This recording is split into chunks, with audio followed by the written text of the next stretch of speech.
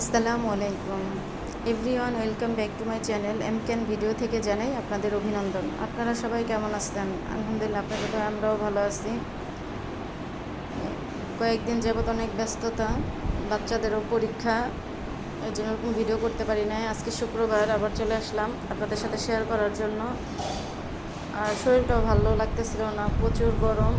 এখানে কারেন্টে যায় না, তবুও মানে গরমে আর ঠান্ডার একটু সমস্যা ছিল। যাই হোক, আলহামদুলিল্লাহ এখন আছি ভালো। ঘুম থেকে উঠলাম, যে আমাদের সকালের ব্রেকফাস্টও চলে আসছে। গরম গরম ভাত, ওই যে মেয়েরা প্লেট রেডি করতেছে। 23 তারিখ থেকে ওদের পরীক্ষা। আর এখানে হলো, এটা কি ধুন্দুল না চিচিঙ্গা? ধুন্দুল।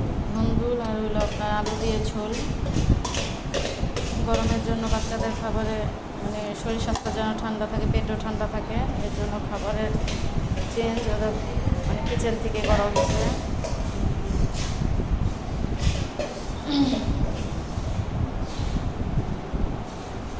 আপনারা সবাই খাওয়া দাওয়া করবে,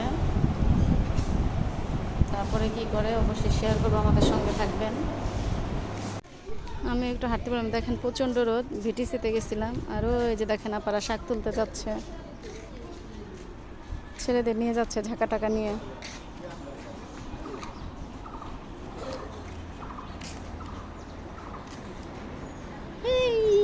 দেখেন ওরা গরমে যে ফ্যানের নিচে বসে আছে, প্রচণ্ড গরম। ওই যে একটা আর এই যে একটা।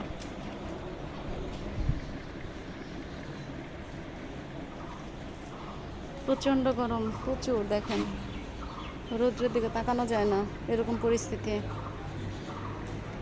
আপনাদেরকে বাহিরটাও ঘুরাই নিয়ে আসে। এই যে আমাদের মেন গেট।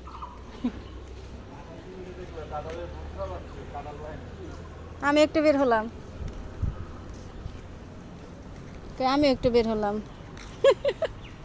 আপাদের সাথে।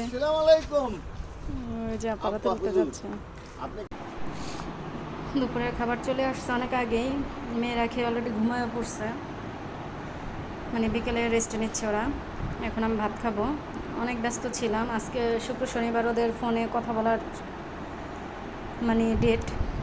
শুক্রবার শনিবার ওদের কথা বলতে হয়, প্রতি শুক্রবার শনিবার গার্ডিয়ানদের সাথে কথা বলতে পারে, এর জন্য প্রচুর ব্যস্ত ছিলাম।